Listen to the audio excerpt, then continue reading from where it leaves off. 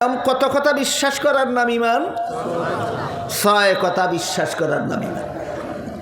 1 নম্বরে আল্লাহ বিশ্বাস করা, 2 নম্বরে ফিরিস্তা বিশ্বাস করা, 3 নম্বরে আসমানি কিতাব বিশ্বাস করা, 4 নম্বরে নবী রাসূল বিশ্বাস করা, 5 নম্বরে তাকদীর, 6 নম্বরে আখিরাত। 6 নম্বরে আখিরাত। এই 6 কথা যে কোনো যুগের, যে কোনো দেশের, যে কোনো মানুষ বিশ্বাস করা মাত্রই সে আল্লাহর কাছে ঈমানদার বলে গণ্য হবে, মুমিন মুসলমান বলে গণ্য হবে। বুঝে থাকলে এবার বলুন তো, আপনারা যারা বসে বসে তাফসীর শুনতেছেন, আপনারা ঈমানদার না বেঈমান? কেমনে বুঝলেন? হ্যাঁ, জবটা মনে রাখতে হবে। কোনো সন্দেহ নাই আমি ঈমানদার, কারণ আমার রসুল বলেছেন এই 6 কথা যে বিশ্বাস করে সে ঈমানদার।